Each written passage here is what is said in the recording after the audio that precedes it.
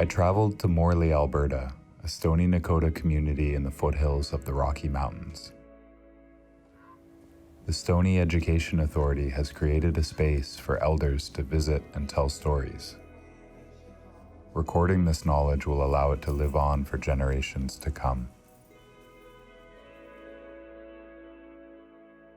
My name is Cherith Mark. I work for Stoney Education Authority.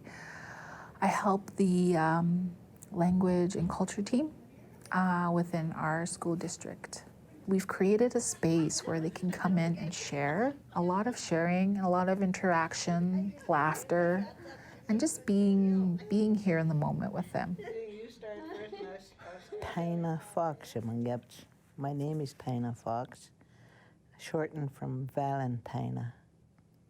My Nakota name is Ia Shawia, which is Red Mountain Woman. I realized I'm getting old. Who's going to help these kids recover the language? When you pass away, the stories are going to pass away with you, and we need those stories for future generations. Pabitain ngaga nangstin. Jack ne sitranski kichini nezi hahi hostin. Jack oh chawa chinga ja nangstin sitranski. Ostin wahang tat. Ja hostin. Saje kichini ye kiwan. This is what we need.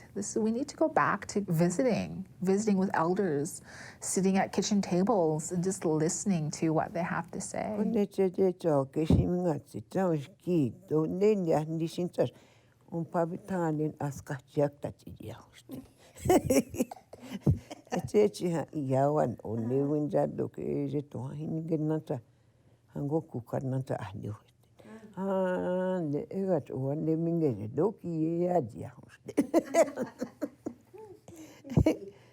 I'm really grateful to the ancestors that our ceremonies and our language has survived to this day, because sun dances and ceremonies were legally forbidden. The elders and leaders at that time took it underground, practiced it in the mountains where the Indian agent couldn't find them. And so our ceremonies have survived. Our dances have survived. And of course our language. We have to keep our culture and our language because they go hand in hand. And so we have to keep that going. Our younger generation, their first language is English, even though it should be their second language. They're coming into our schools being fluent and immersed in the English language, and we're not seeing that they're speaking the language at home. This is why we're doing this, is because there's a definite urgency. We're looking further ahead so that we can have something for the ones that aren't born yet. Papita stika nashkishin jinan mahuste tatiya. Uste paguan. Sa papita stika na nashka hustachi sare. Eche duche petas gidan ni to ya untati jiwan. Se jeshin tiaga de sita to karna jiwan je jabi. Yin tiabi je munke kana na hohe. Inajina na opta ukian utani tohtina nina hostat le husteke wanine. Anchitia gena kichikino. Intonahdu kijudewan. I have heard the elders say that our language has life in it. I'm just trying to describe it in English, but what they say is Iskain abine nimbi tonch. Our language has life and spirit. What's the and by Hachaki? Nehune Nidia hosted. The Badonanta. Nigimahan and Tahanganyada Jahustat.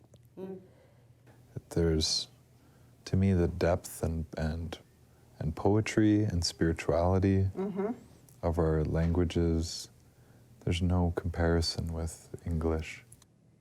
What we say to each other in our language has more meaning than us saying the same thing to each other in English.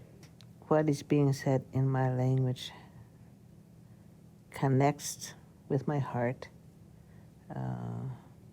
But if somebody said it in English, I can hear and understand, but it doesn't go right to my heart. Yeah. Ei, ndaka hostin nasi, so skinning yabinu, ndaka bisahin ninjana hostin. Se hangas wagiksin. It's been really special to witness this type of project taking place, and I could feel how special it is by sitting next to you and hearing the language, hearing the laughter. It was incredibly special. So I want to thank you for that. Yes. Thank you. That's awesome to hear. Yeah. I will let the other ladies know. Yeah.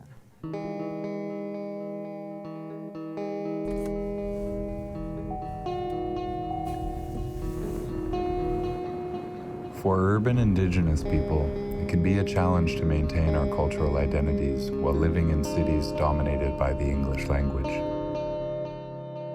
I'm meeting with artist, musician, and scholar Curtis Lefthand to learn how he navigates this tension as a fluent Blackfoot speaker. It's funny because I feel like a lot of people back home find like definitely some of a disconnect between a city Indian, like someone who's urban Indigenous, and then someone who like comes from that community or lives in that community. And it's like it's an interesting balance because every time I go back home, whenever I speak with like my grandparents, like in Nisipoaks, and whenever I speak with them in the language, it's a little different because they'll notice like even when I like speak to them, and I speak to them a lot, especially my mom, and my mom, like, I don't know how she keeps that balance herself because she lives in the city as well, but when I talk to her, she's like, you're sounding like a white person when you say things, like, and when that happens, like, it's just interesting because I realize, like, I don't want to sound that way. I don't want to sound like I'm urbanized. It's disheartening for me in a way, you know? Like, it's disheartening when I hear that because it's like, oh, wait, I'm becoming very colonized. I'm becoming very assimilated in some ways. And I'm like, but then again, I also, like, I play in hardcore punk bands. I'm wearing a hardcore punk band t-shirt or like a Friends Bands t-shirt. Being Blackfoot, living in the city it's an interesting dynamic because I constantly have to come back to remembering who I am or finding out new things about my Blackfoot heritage. I'll call my mom and talk with her in the language. I'll ask her questions, especially when I was doing my research, was asking her questions like, you know, on ancient words I've never heard before. Yeah. And because it's like a constant learning, and I feel like that's the balance, is like knowing that you're constantly learning as you're a Blackfoot person, as you're Nisitapi. Yeah. You're always constantly learning. If you come from Pikani, if you come from Gaina, if you come from Siksiga, you're always constantly learning more about yourself as you're Black. And that's how we were as a people. We're always constantly evolving and learning new ideas of who we are and how we can improve ourselves. So are there any places like this that you find that you take refuge in by living in the city? You know, a lot of our stories come from our creation stories, the confluence of what Mohkinstsis is and where it meets the other rivers that are traditional to us, and where we would hunt and where we would camp, where we would do all these things since time immemorial. And you hear that and you understand that. And I find myself, when I think of refuge, I just find myself in the understanding of it, being able to step in one door, then step back into the other door, being able to come back and forth. I want to ask you a question, but these cops are just, maybe it's training, they're just driving around in circles under that bridge. It's like RoboCop. Hopefully they're going away. And that's the other thing. It's like they just go and do that, but they don't know how important this whole river is to so many people. Yeah. You know, they don't know how the importance of what this space is for so many Blackfoot people, Nakota people that are also here.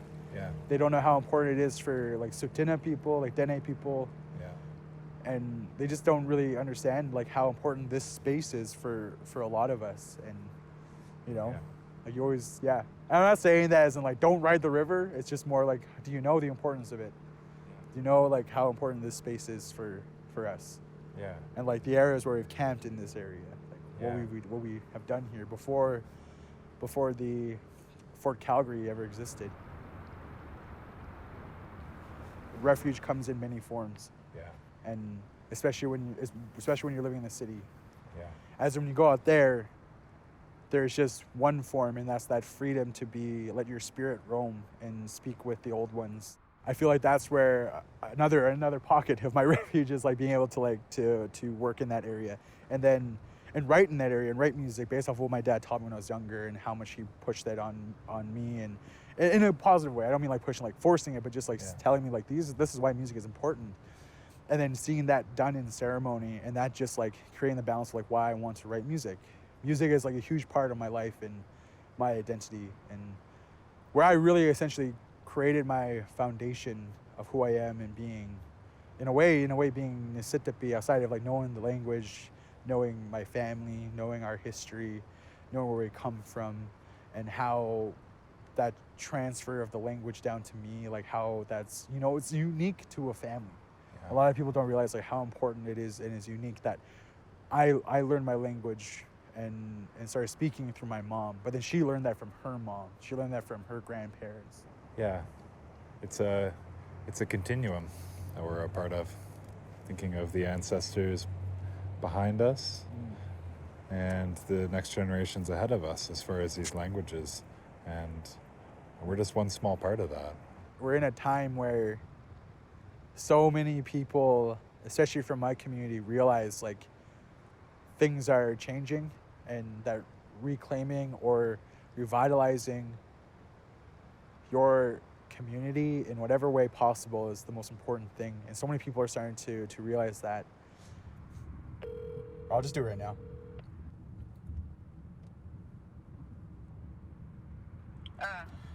Okay na.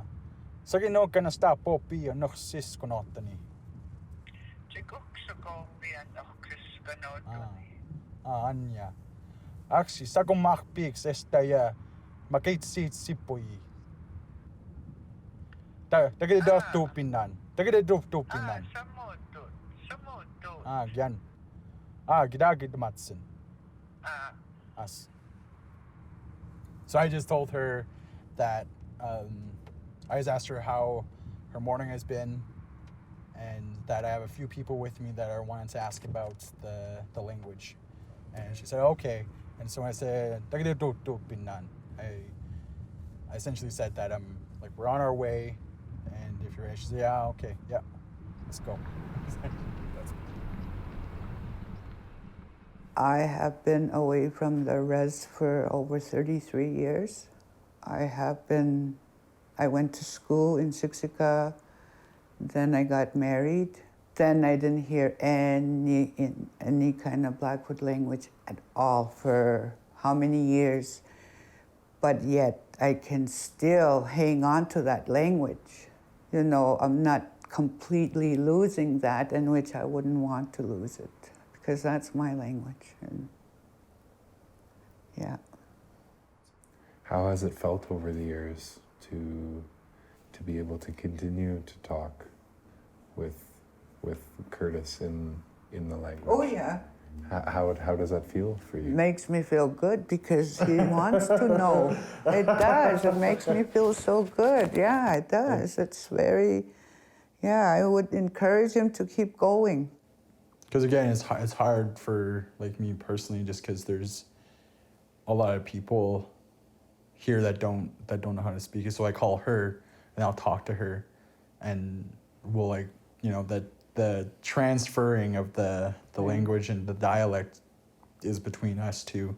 And then some people here that do know how to speak here will like talk when we're like having fun and stuff, but I'm never around them all the time, and she's the only one that I can call and talk to in the language.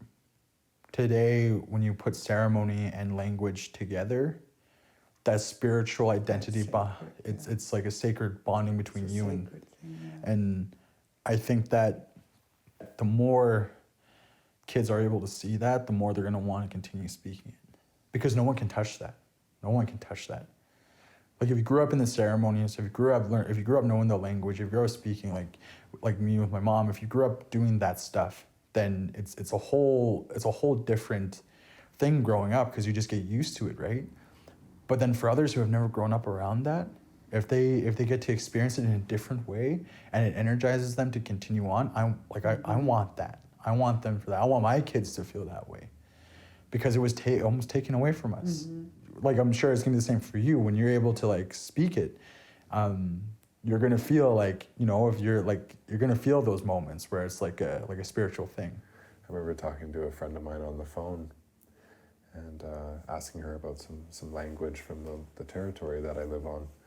And I was telling her, I was like, well, I just learned how to introduce myself. And she was like, well, can you tell me? Can you say it? And I did it over the phone, and we were both crying when I finished, because it was that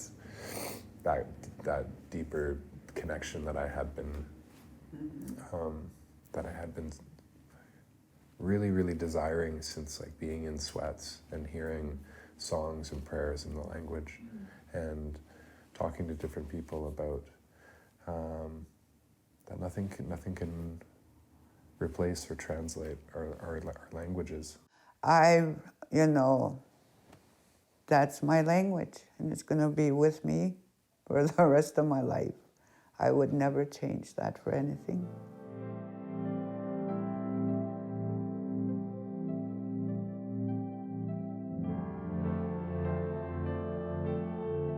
In the Blackfoot community of Piikani, the Board of Education has made the language a foundation of the curriculum. I'm excited to see the children at Nappy's Playground Elementary School preparing for Piikani Days, a community celebration of language and culture. Istuok I naksipitaki, nitipikanaki, nitsistau anistau takinam, ninna anista sinopotukan, naaksit otkutskina maistuitsikin ki ikaistandopata. Kinutikin nitsis isamitaputa kitastinimatsokio. 5 years ago, maybe 6 years ago, was when the push really happened, when administration changed, right? And their focus was more on our identity as Piikani. You know, one of the mantras we have at our school is to have Piikani pride. And so language is part of that. You have to have language to be, to have that pride in who we are and where we're situated, right? How do we remain as Piikani people if we don't have our language? The word Piikani talks about about us as this people, hey? So how do we continue to define ourselves as Piikani if we don't have speakers any longer, right? So this year, for the first time, they're having, instead of the Spring Festival where they're singing English songs, they just said, let's start a language festival in Blackfoot, and to showcase that we all know our language. We all aspire to be fluent speakers. Everybody gets up on that stage is going to speak Blackfoot, whether they're going to sing or tell a story, they're going to do it in Blackfoot. They may not be 100% fluent, but at least they're trying, right?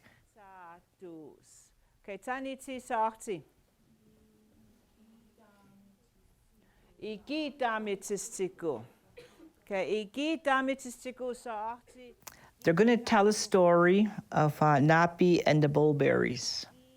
Nappy kimitsinitsimits. 4 of the girls are learning their parts, their lines of the story, and then we gave them the story, and we said, visualize the story. Okay, so that's how they came up with those storyboards, eh? Itsuya Satsim, Ohki, Dam Sotinim, Misti, Mitiniti Mit, Skayach Sinamya. I feel proud because, you know, they're actually listening, you know, and picking up on what they're being taught. It's the children, eh? They're the ones that are, I'm just helping them, and they're the ones that are, you know, they know their responsibility, that it's up to them. If our children are going to do it, we have to do it as well. It keeps us as adults focused within the organization as well as to what the challenges are faced by our students in our school. And that, you know, if they see us doing something that sometimes is foolish, that sometimes is funny, they see that, you know, they can do the same thing. You know, they can make mistakes, they can have a laugh at themselves, but yet they're still learning the language at the same time.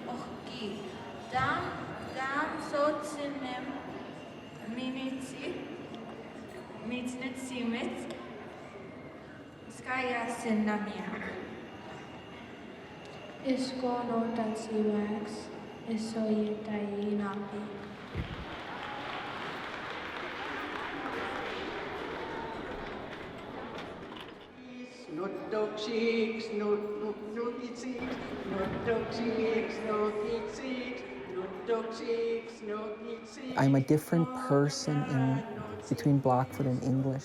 Who am I? I'm Itumitotu. I'm this person that, you know, has spirituality, you know, has ceremony, you know, has strong beliefs about language and culture. And so I think that that's part of that Bigani pride, is knowing that, you know, starts with who am I, right? And I think that that's what we've tried to do our best at, is to have these students build relationship with the Blackfoot language. The language is the key to understanding who you are, you know? So if you don't know your language, it's pretty hard to understand who you are, because the language is what tells you. I'm traveling south to Waterton Lake National Park to meet Blackfoot elder Mike Brucehead. Mike is on a journey to bring the original Blackfoot names back to the mountains and bodies of water within the park. Removing these colonial names will help to restore the relationship his community has with this place. Napi kweks anaka ito mo to. Kanastano mo da pinch katomi ano ni taoksunan siksikay tapi. Itong napita kyokse amistakis netrta. Ka usika okkuis ohkir. Itong tappo kinch katomi napi kweks kutsi apamucht. It's kina sohpatskuya isohpatskima nistunna siksikay tapi nog kan steins kato pinnananno. Nog kan sksni pinna. Oken kmani tapi nog maats ksnimmeks. Lapi kwaks knato tapispia. Oken nog tapai poyan kak. Amutsimis takis netrtais. Ka samika okkuis. Aks kokot ksa utsinchka sumuast. language genocide, language loss is like erasing those names and putting your human name. This is where we used to settle our medicines, our lodge poles, our hunting, and we're no longer able to fully practice our indigenous, our Blackfoot way of conservationism.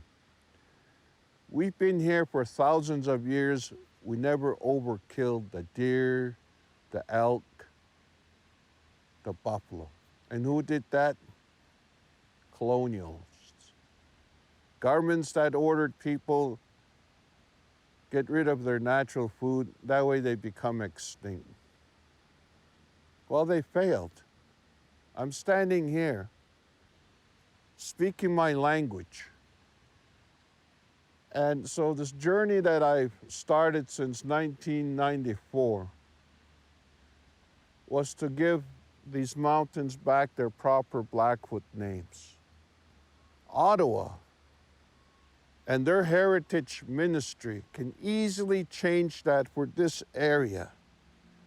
Just by the mere renaming and giving these mountains their proper names, will create that spirit back again.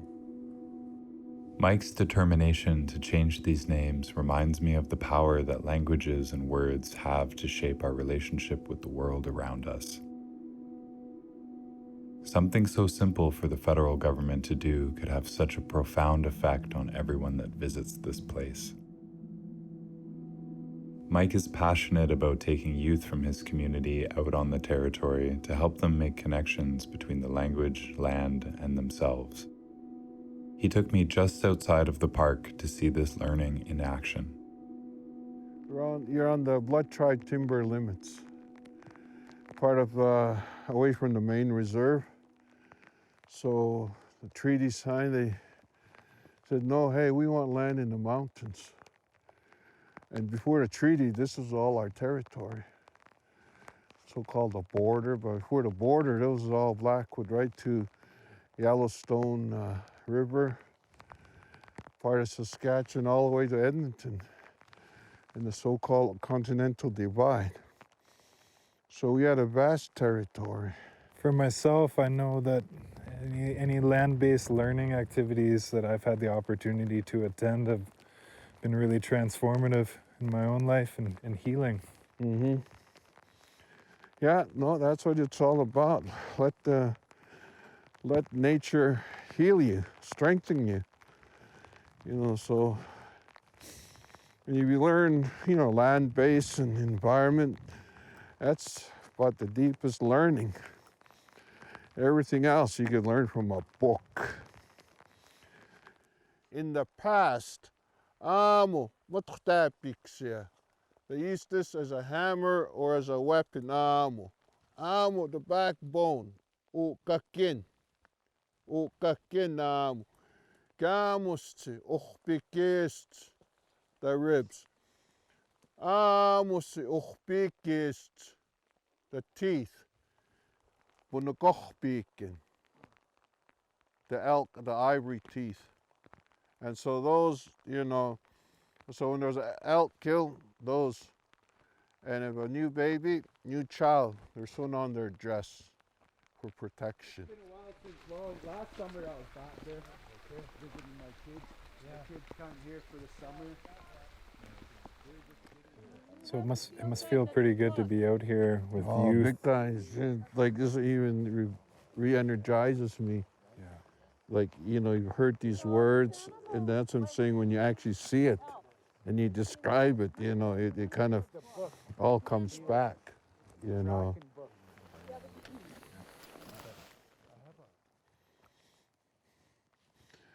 So this is kind of, we want to put it like on hands learning. That was incredible. I wasn't expecting anything like this today. On hands learning. So that way we're not just in the classroom theorizing about all this stuff, And so these students, I could learning see lots. I could see the youth connecting to what you were saying by Yeah. By seeing that and just being there in that place. Yeah, and you know, and so-called being with nature, like you're out there and sure all the elements and everything. Everybody could easily just be in the house and play their games and whatever. Mm-hmm. So some of them being out in the rain is another experience. Mm-hmm. And back then, well, rain, snow, you're there. You face the elements. So they're going all through their own, I guess, climate adaptation. Mm-hmm. And so mud baksikko, you know, grass, matuishko, rocks, uhkutokke, big rocks, pine trees, apatokke, all those pine trees, river, niitai, you know, rain, sota, you know, and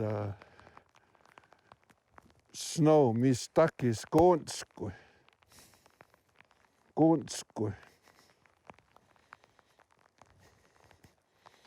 So all these words that I knew before I spoke English.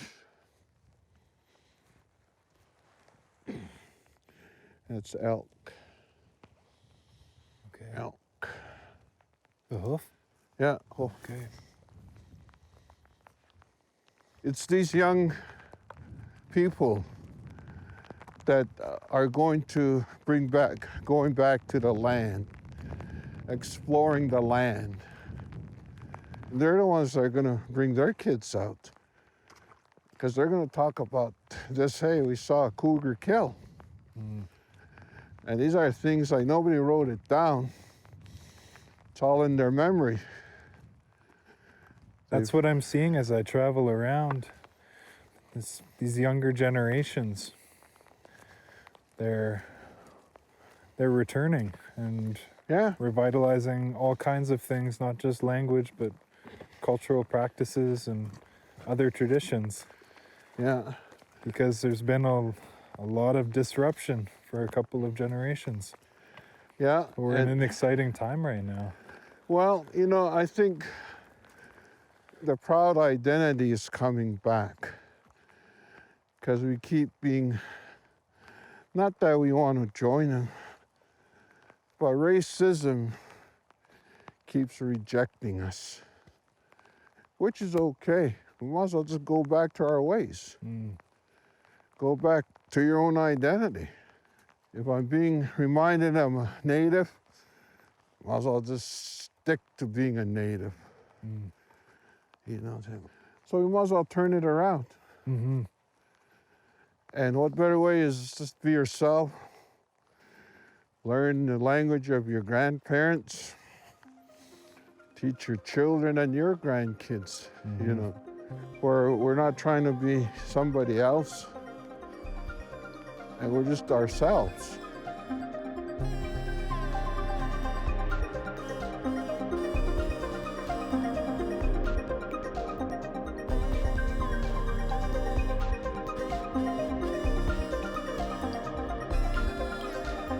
Thank you.